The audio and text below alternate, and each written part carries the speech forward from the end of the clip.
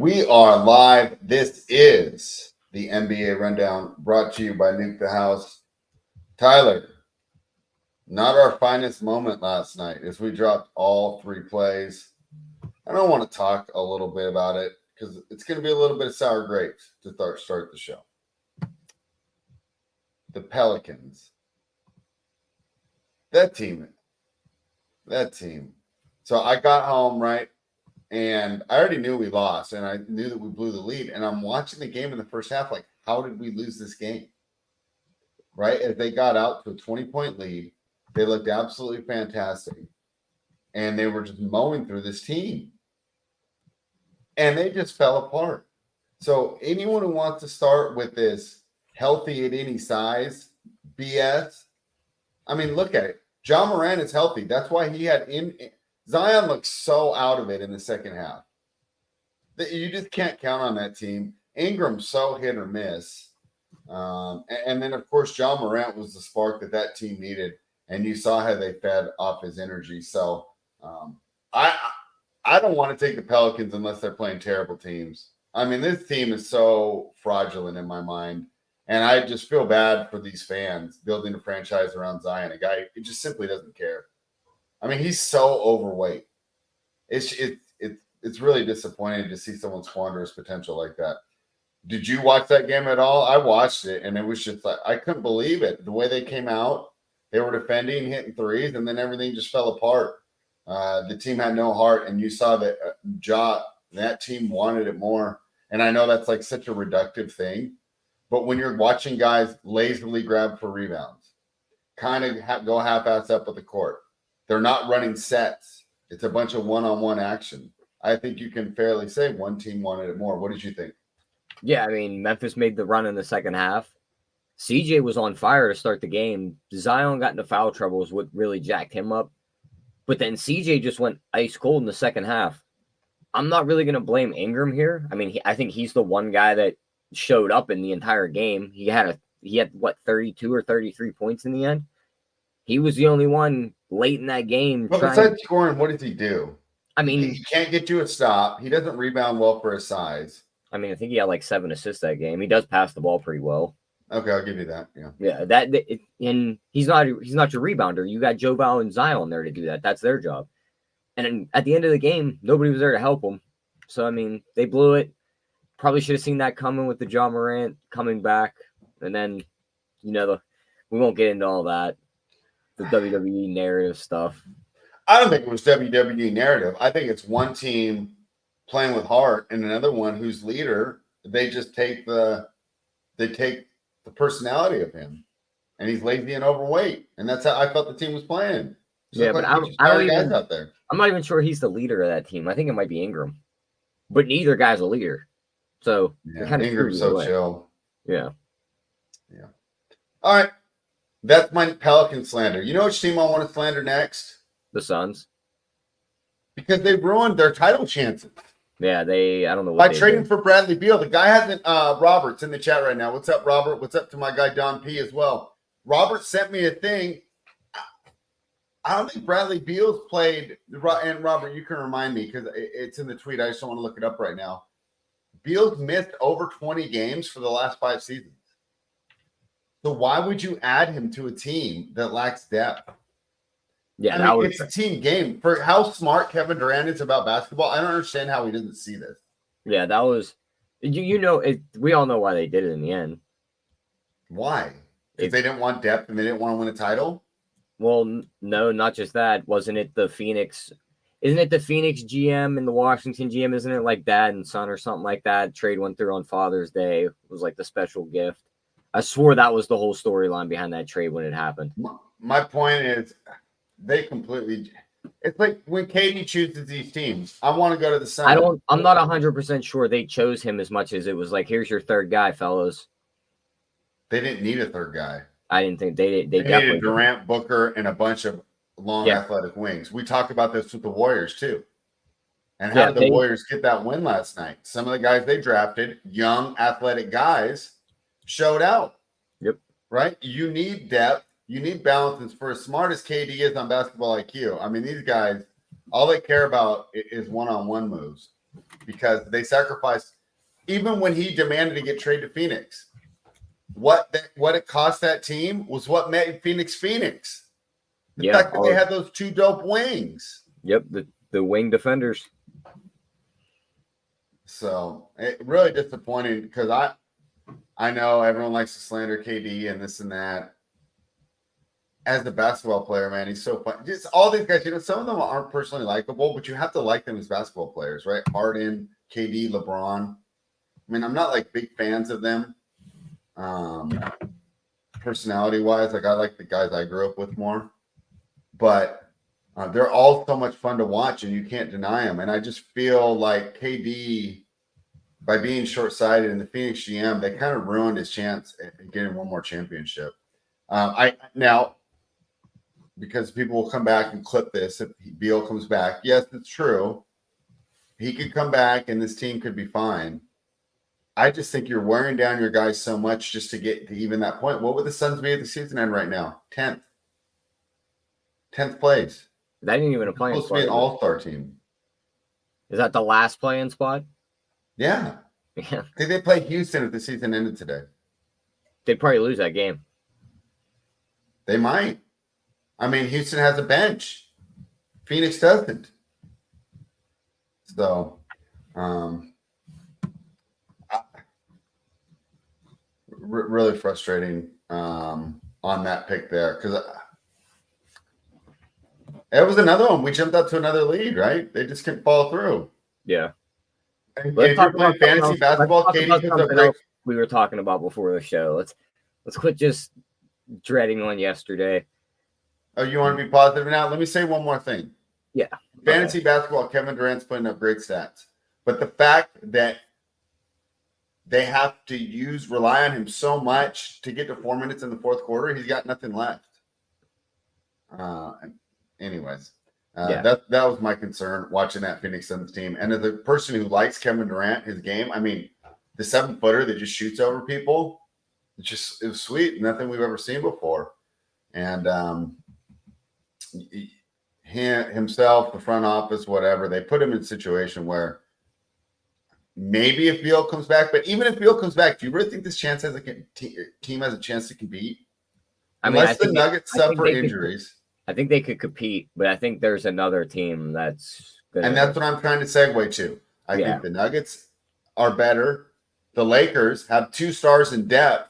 And the Lakers show that they only want to win the games that actually matter. Look at their record outside of that. I'm just saying they're dangerous. And right now, if I was like a Kings fan, I would rather play the Suns and the Lakers in the playoffs. 100%. Yeah. And finally, there's a team that we wanted to talk about, and I think we might be placing a bet on right now. I think the other team in Los Angeles is way better positioned because they have 3 stars that actually take the court, which is crazy to say now the Clippers are more durable than another team, but they are. And they're figuring things out there. And Tyler, these guys have the depth around them to get things done. What do you think of the Los Angeles Clippers to win the title? I'm looking at these numbers right now. What do you have? I see 12-1 on FanDuel. I think this might finally be the year you and our old friend Travis Mangone were finally looking for in the Clippers University. Yeah, didn't happen right now. I'm gonna throw 200. It didn't happen in the bubble because the guys they didn't really want it. Then they were injured the last few years. You look at it now, it's like there's 4 LA guys on that team that are all bought in. You see them all happy on the court together. Yeah. The depth's around them. They have a very good coach. If they stay healthy, they could definitely win it. And they could possibly withstand losing one of the guys. If one of the guys sits or gets hurt for a period of time, there's depth there to just replace them. And you still have stars around them that can do more. So I think that seems to be a real problem. If they stay healthy, I think Denver. Looking at the odds, like they have Boston, Denver, and Milwaukee just separated from the pack so far. Yeah. Phoenix hanging around at an 8-1 and the Clippers at a 12-1. You know who's another interesting one to put in, Tyler, as long as I'm putting these in? What about the 76ers? You know I don't like them. I'm not a big Embiid guy. But with the real coaching now, that team is good. Yeah, with the real coach, they do look really good. I think, though, of these next teams behind the Clippers, if I were to bet one of them, it would probably be Minnesota. That size and defense, I think, could just be a serious problem. And if Ant is healthy and just takes that next step into the playoffs and has a hot streak, good luck beating that team. Yeah. I like the Philadelphia play more. And I'll tell you why. Because I feel like they have less competition out in the East. Who am I really worried about on that Philadelphia bet? 2 teams, right? I think you're worried about 2 teams on both sides, really. I think there's more in the West, don't you? We got the Clippers, we got the Lakers. The Mavericks are still pretty good. They can take anyone as out. of right now, I would rank them just off of what they've done this season, likely to make the finals in the West. Would go. This is purely based on this season. It would go Denver, Minnesota, OKC, and then the Clippers. But I think I could cross off 2 of those teams because of lack of experience. Yeah. So I kind of go back to those teams. Minnesota looked really good against Denver in that first round. If they don't draw Denver last year, who won the championship, how far do they go in the playoffs? And they're much better this year. Yes, way better. Yeah. I could take that one too. So I bet the Sixers and the Clippers right now. I have the Timberwolves at 16-1. I see 18-1 on them. Yeah. All right. We'll throw those in there too. That's a little talk about futures and a little bit of positivity after last night's night. But Tyler, you sent me a message today.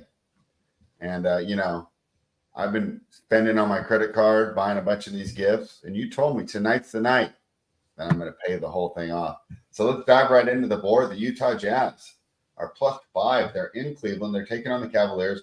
Total is 227.5. I don't expect Donovan Mitchell to play. What's the official word you're getting there? He says game time decision, but I don't think he'll play. Darius Garland's still out. Ty Jerome's still out. Evan Mobley's out. And Ricky Rubio's out. So we'd have, if Mitchell doesn't play, who's going to start there? Dean Wade. Dean Wade's already starting. He's been starting with Mitchell playing. Okay. Is Karis LeVert? I don't see him on the injury report. He's got to be a starter at that point, right? Yeah, probably, because they're going to need scoring in that offense. You remember, because I like this team. I like this team even without Garland for short periods of time. I think they can absorb for short periods of time the loss of Mitchell and Garland, because either of those guys can step it up and be high volume players in a short term situation. With both of them out, I think this is tough. However, let's look at Utah's road games, Tyler. I mean, this team does not compete on the road. Not only do they lose, they get blown out. Let's just throw out that game that we lost in Portland. And who really knows what to make of the Blazers, right? But Utah on the road. Talk about this. So they lost by 21 in Sacramento. They lost by 14 in OKC. They lost by 50 points in Dallas. They lost by 11 points in Minnesota. They lost by 14 points in Memphis. They lost by 16 points in Portland before that. This is one of the worst road teams I've seen, Tyler. I mean, it's just terrible. They have 2 wins on the road since November 10th, and that's one against Memphis and the other against Portland. Every other game on the road, Tyler, they've lost by double digits. So while we might think, hey, this Cleveland team's going to have trouble scoring, is Utah really the team to take advantage of it with? I'm kind of lost on this game. I don't have a play right now. I think if I had to play this game, I think I just have to take Utah plus the points. I know everything you just said, they're bad on the road. The Cavs' entire scoring is out. You don't have Mitchell, you don't have Garland. And then it's like, all right, well, just default to the bigs. Mobley's not there to score either. So, you're relying on a hit or miss Karis LeVert and Jared Allen to score all the points tonight and Dean Wade. It's going to be an ugly game. Markkanen's got, the built-in revenge factor with the Cleveland trade. Okay. Did play there for a year, so he could do that. Look at these lineups. On one side, I have THT, Colin Sexton, Fontecchio, Markkanen, and Kessler. The other side, I have Karis LeVert, Max Strus, Okoro, Dean Wade, Jared Allen. Strus is probably good for some my spots tonight. sole argument on this game, if I were to bet it for the Utah side, would be the Sexton and Markin in a revenge spot. Let's go beat up on the team that sent us to Utah.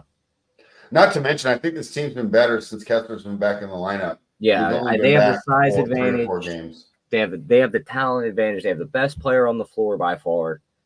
Do you want to take the points here? Are we going to make this official? I think we should. All right, I'm betting it right now. +5. I just don't see where Cleveland's scoring comes from. Yeah. All right. Let's keep it. Oh, also tends to the over here, Tyler. When we're looking at these two teams, can we do it with these guys? Total's gone over in 4 of the last 5 games when Utah visited Cleveland. I don't want to play a total. Like, the total's going to go either way over with the guys on the floor tonight because they're not going to way under because we're worried about Cleveland. Let's stay away from that total. Also want to point out Utah is 4-1 in their last 5 games visiting Cleveland. Let's take a little bit of context though, because that's a 5-year trend. So a little bit. Yeah, 5-year trend. And looking at their previous totals, this is the highest number it's been. The last game they played was at 226.5. They finished at 230. Then they played a 220 and finished at 221. A 224 went under 111 to 91. And then a 213.5 was a 109, 108. Yeah, let's stay away from that total. Yeah. Jazz +5 is the spot. The Charlotte Hornets are +9.5. They're in Indiana. They're taking on the Pacers. Looking at a couple trends from this one, the total's gone under in 4 of Charlotte's last 5 games. Well, why not? The total's 248.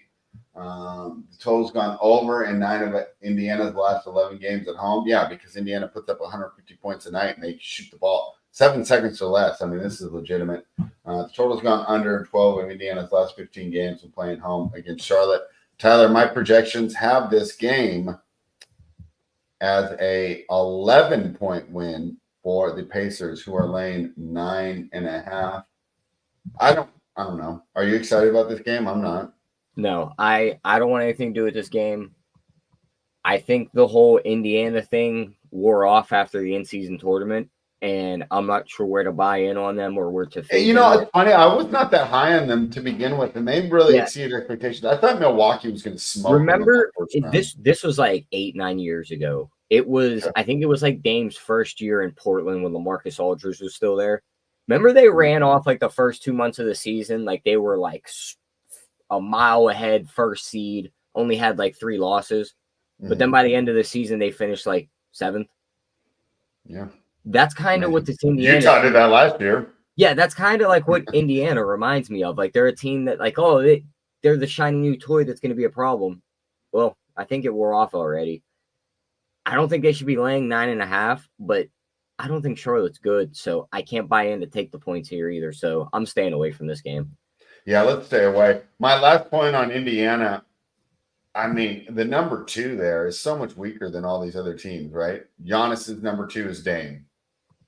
Embiid's number 2 is Maxey. Jason Tatum's number 2 is either Kristaps Porzingis or Jaylen Brown. Choose your pick. Or Drew Holiday. Does Albert have Obi Toppin?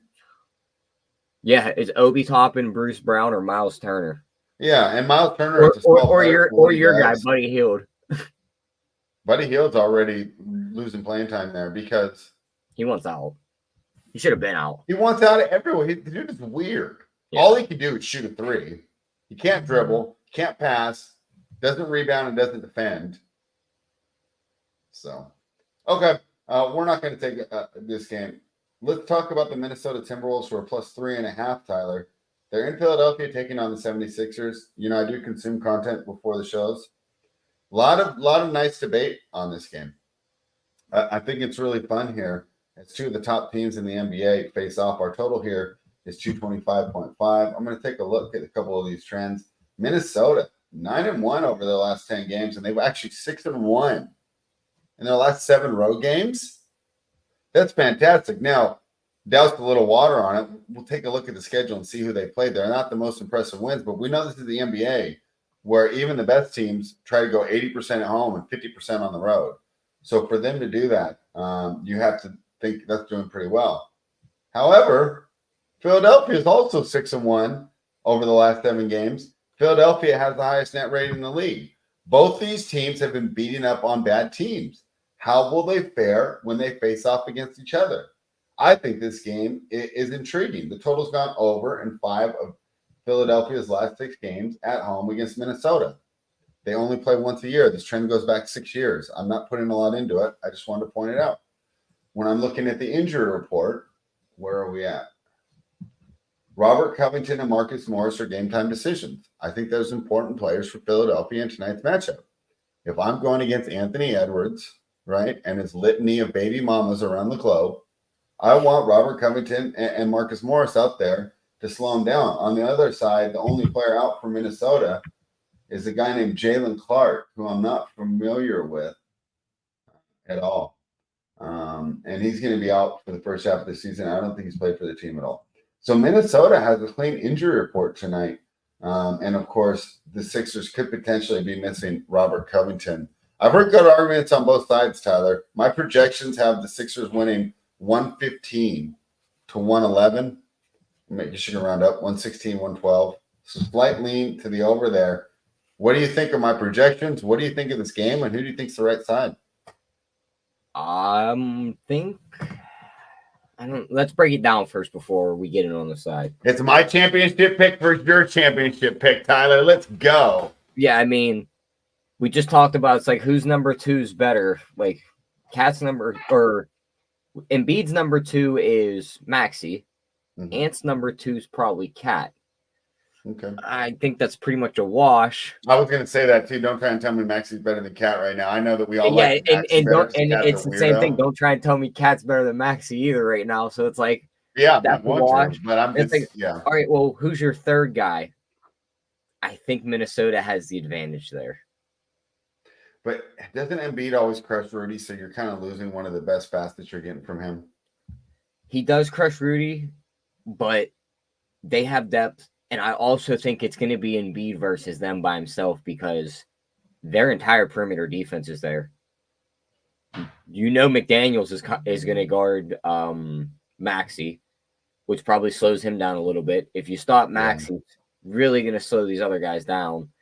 Naz Reid off the bench, too, is going to be huge in this game. That is a perfect player to come off the bench. He should not be a bench player. Should be a starter elsewhere. But what an excellent piece for Minnesota to have. I think they have the bench advantage. They're 6-0 ATS in their last 6 non-conference games. They've dominated on the road. I think I have to take the points. All right. Before we do this, because you're making some compelling arguments, I have to pull up the Timberwolves schedule, though, on those. What did we say, 6-0? Yeah.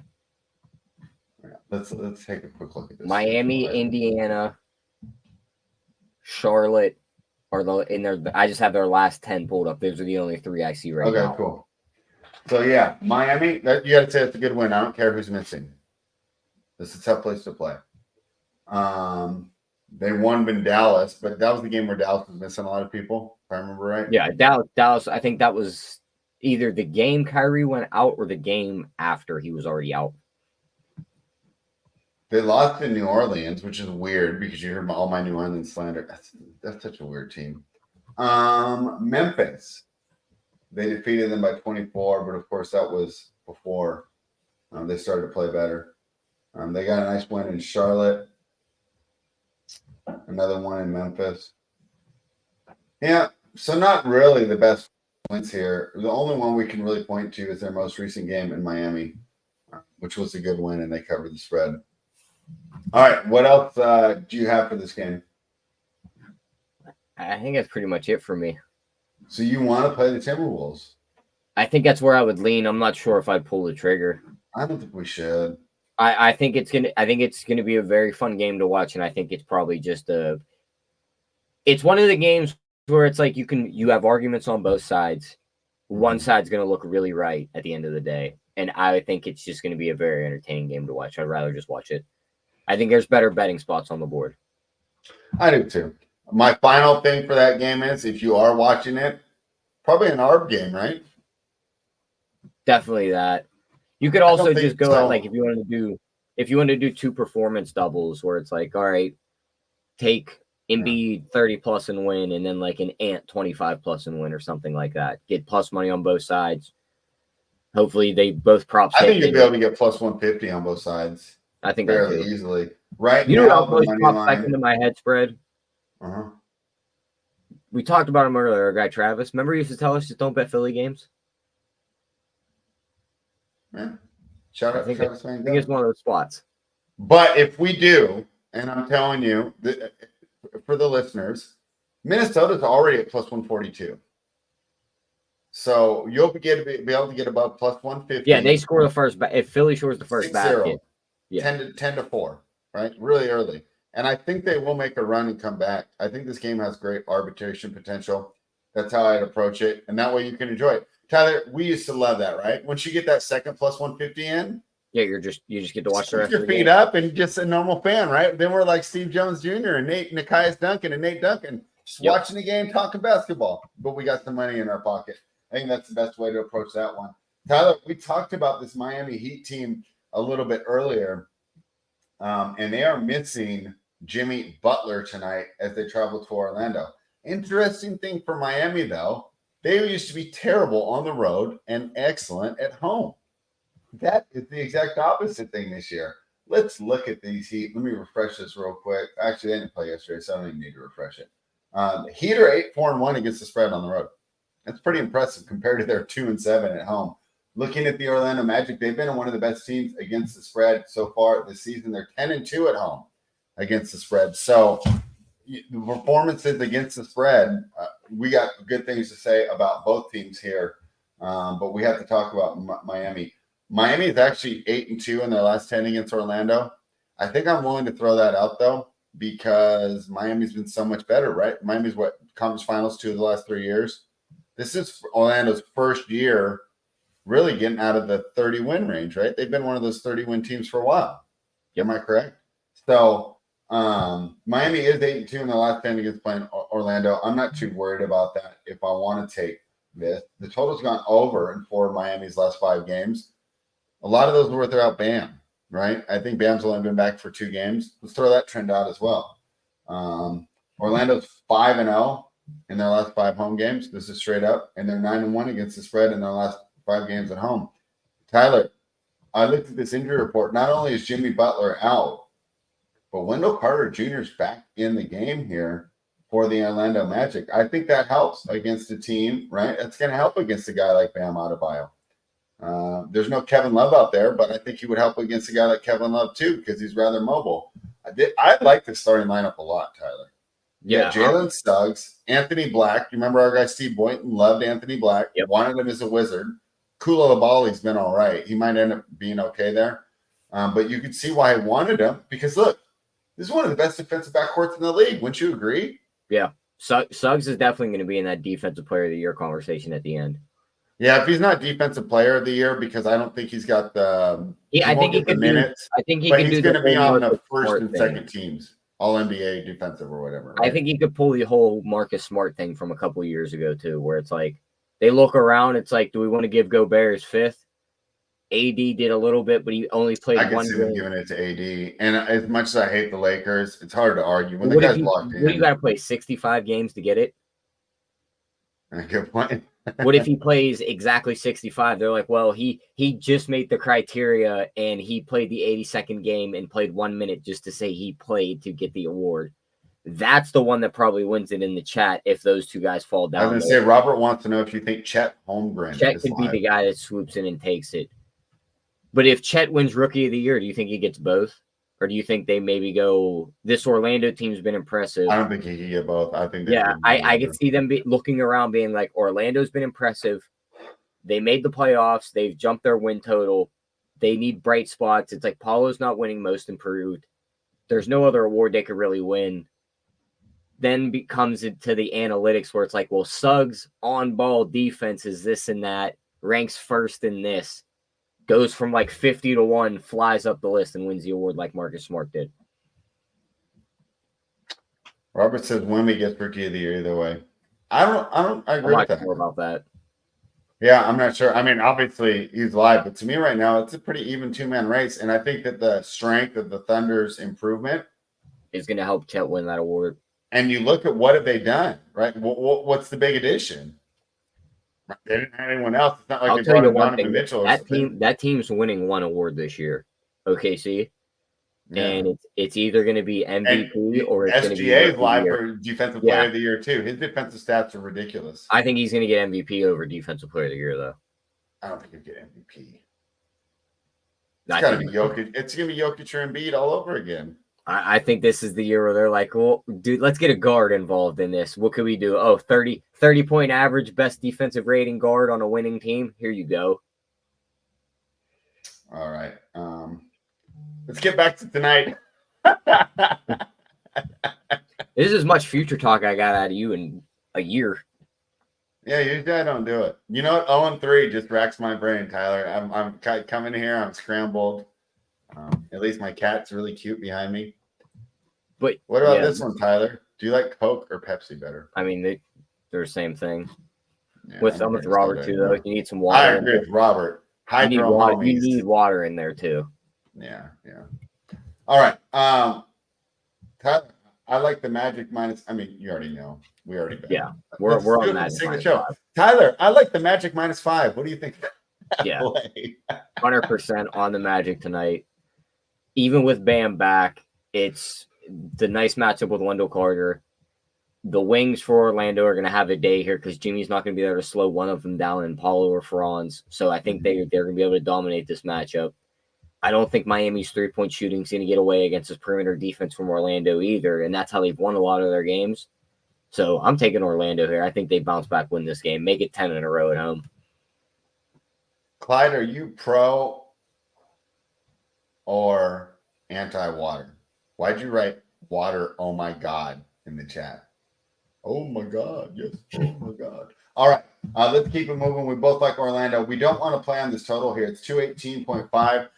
Tyler, I had this game projected at 114-106. That's an 8-point win, and it's going slightly over. I did mention to you beforehand, though, with everything projecting under, like slight overs are a little better than usual. I wouldn't mind playing the over here, but I'm fine staying away. What do you think of the total? I mean, the trends point towards the over. Miami's going to try and hit threes, so if they keep themselves in this game, I think it does go over, so I don't mind that. Do you want to bet it or just say we could lean it? Okay, I like the Magic -5 better. I'll say that.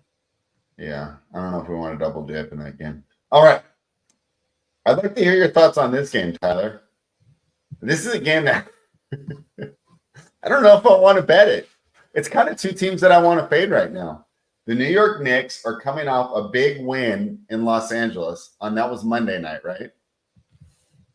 So they they fly cross country. Now they're back home. We always want to fade well, technically they're not home, but first game off a road trip. But Brooklyn's also the first game off a road trip as well, aren't they?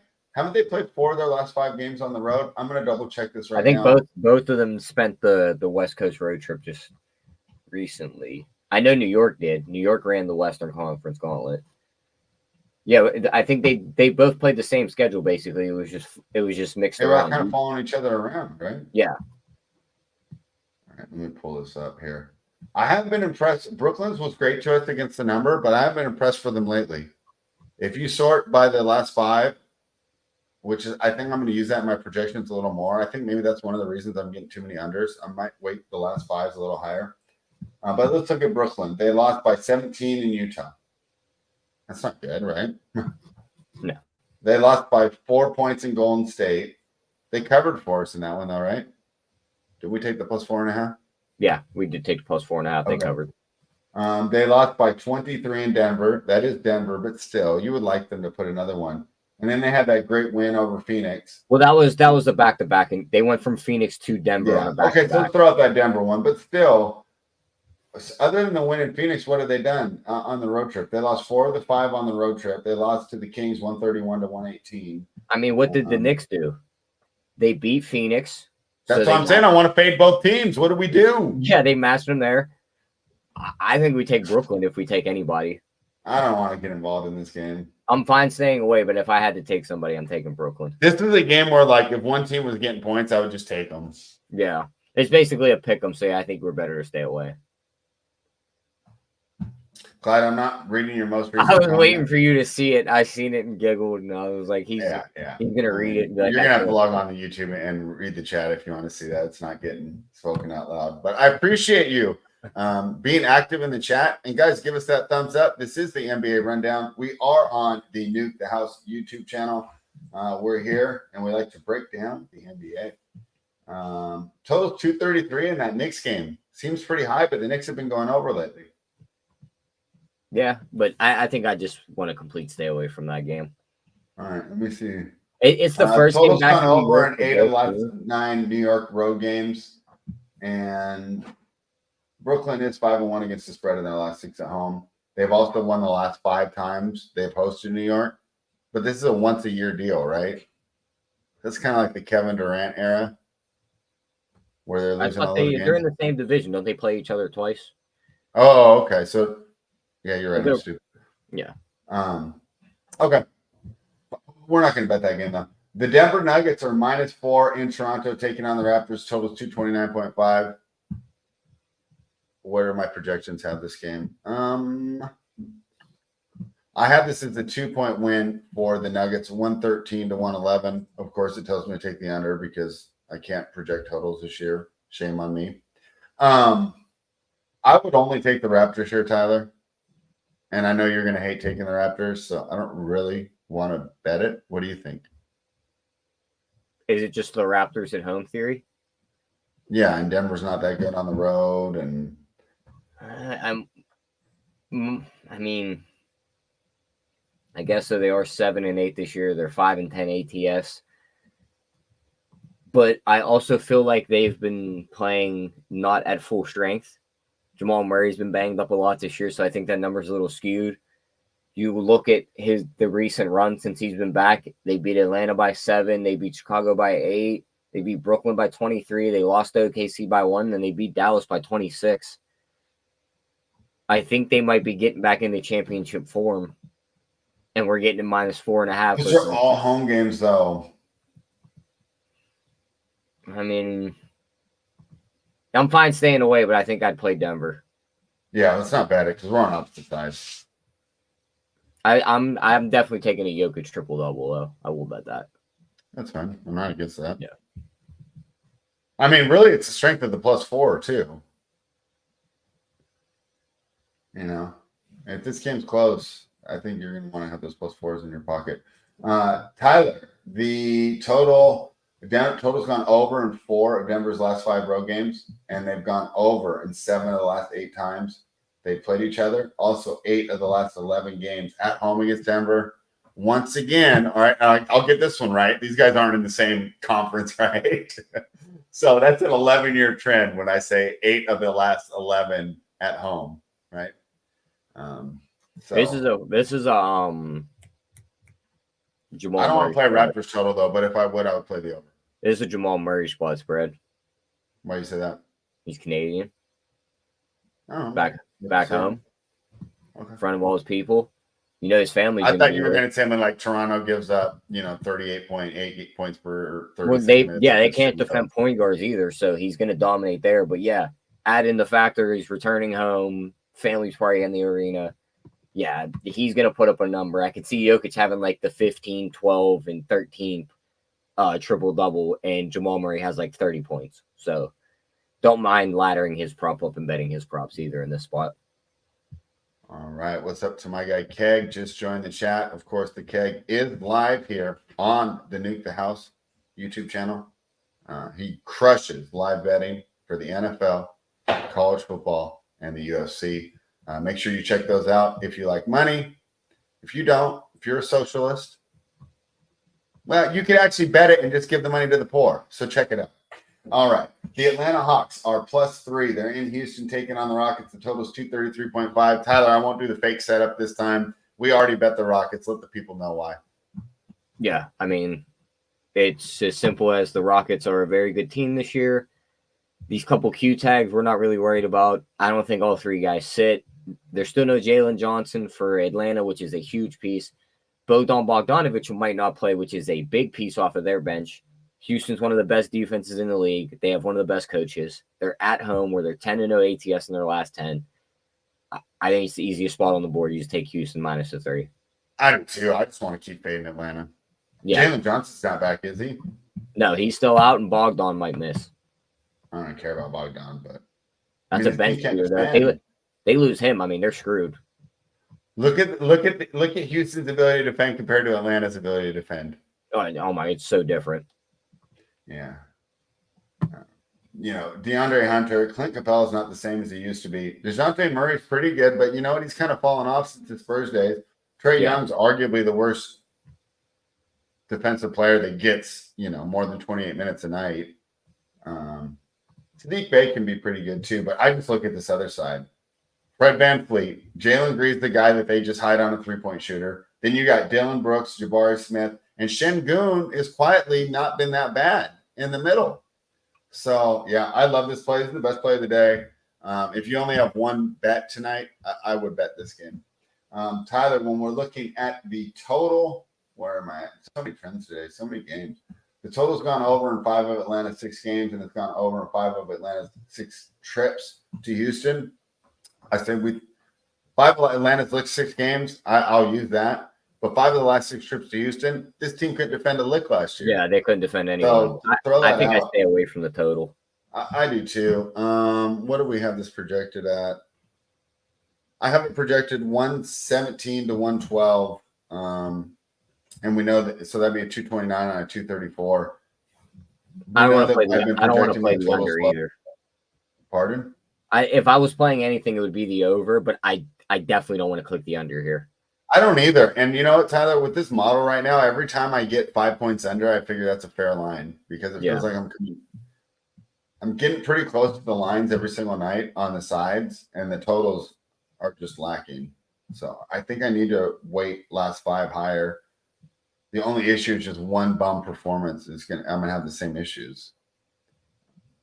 So I'll tinker with that. I don't know, probably around the New Year's. Would I just take Rockets money line?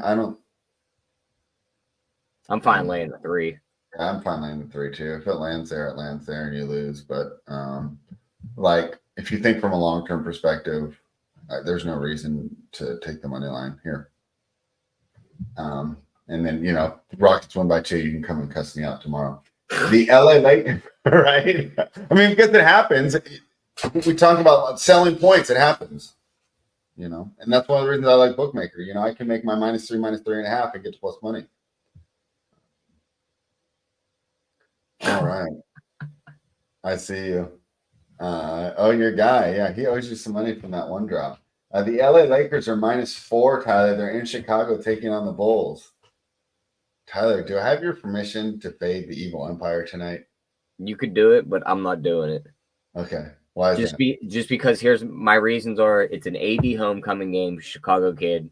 Probably he usually balls out when he does play in Chicago. You look back at those stats, he does well here.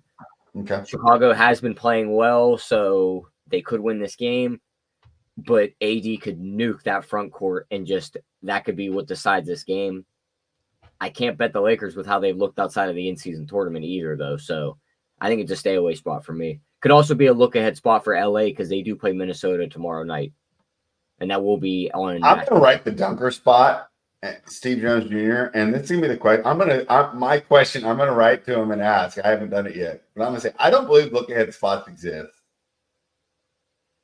You don't think so? I don't think these guys care. I think IAD's hooking up with his high school girlfriend. So you don't maybe not this early in the season they mean much, but you don't think like late in the season, like you got this matchup always bounces back into my head was when Boston played Washington on a Wednesday -15.5, and then they played Milwaukee on TNT on Thursday. They lost the game outright to Washington and then beat Milwaukee by 50. You can't tell me they didn't just say screw this game. We're showing up tomorrow. Yeah. Okay. Yeah, well, we'll see. Maybe I could be completely wrong. He could be no. We look at the schedule all the time. Like that's what we talk about. We're not just a bunch of horn dogs sleeping with girls every night. We're looking ahead to see who we play next. All right. Chicago is 8-1 against the spread over their last 9 games, and they've completely tanked Zach LaVine's trade value because this team looks so much better now. Yeah, I don't know what they do with them. I don't know. Somebody saying He'll look good if he gets in the somebody right said system. dump him in Washington and let him and Poole compete to see who can chuck up more shots. I mean, I he's don't better hate than that. Jordan Poole. Huh? He's better than Jordan Poole. No, you put him with Jordan Poole and you get Kuzma. I'm just saying, if I'm the coach, he's going to get all the run. Oh, for sure. But it'd be funny just to watch those two just trying to huck up shots all game. Yeah. While Koulibaly is just chasing around everyone on defense. Tyler, the total's gone over 7 of the Lakers' last 8 visits to Chicago, and they've gone over 7 of the last 8 times they've played. Remember, this is back 4 years there. If you're looking at that one, the other would be an 8-year trend. But the total has gone over in the Lakers' last 5 road games. Any look at the total here? What did I have it at? I have this game at 112 to 113. So you'd say, oh, slight edge to the over. But since I project everything over, that's a little bit of a look here. What do you think of going over 224 here? I think I'd lean over, but I don't think I want to play the total. I mean, we've been doing better on sides than totals lately anyways. Yeah. My other worry too is you know what? Next year, let's do sides and totals separately on our sheet. Okay. I'll bet you right now our sides are up like 10 units and our totals are down like 7. Yeah, I wouldn't doubt that. But the other thing that worries me here is for the over is neither of these teams are very high paced and neither team shoots a lot of threes. Chicago's most made threes in their last 10 was 17. LA's most made in their last 10 was 17. You're going to need a lot of up and down and not a lot of missed shots and a ton of free throws to get this total over. So I don't think I want to play it. All right, Tyler. The Los Angeles Clippers are also on the road. They're in Dallas. They're taking on the Mavericks. The Mavericks are +2 at home. The total's 236. The Mavericks, after starting so well here, falling to 16-10, but it's not because this current team isn't good. It's because of the injuries. Josh Green, Kyrie Irving, Maxi Kleber, and we've talked about this on the show before, Derek Lively, who's been so important to that team, is also out tonight. That means they'll start Luka, Dante Exum, Derek Jones, Grant Williams, Dwight Powell. I don't think that's a bad starting lineup. I think the issue is now you have no depth on the bench, and I think the Clippers will be able to absolutely crush these bench minutes. Paul George is a game time decision, though, as well as Bones Highland and Norman Powell. Some of that bench depth that we're talking about. Plumlee's out. I like the Clips here. I don't love it. My projections have this as a 3-point Clipper win on a 2-point spread. So if you want to argue for the Clippers, I can join you, but I'm not rushing them. I'm rushing to bet that Houston game. I'm not rushing to bet the Clippers right here, Tyler. What do you think? I'm not rushing to bet it, but I think we should bet it. I think they found something. We talked about them at the top of the show. They're the sneaky team that could just explode into the title picture and become one of those top 3 to 4 teams at the end. They have the depth. They've dominated this matchup. Dallas is a shell of what they're supposed to be right now. It's Luka and just a bunch of guys running around.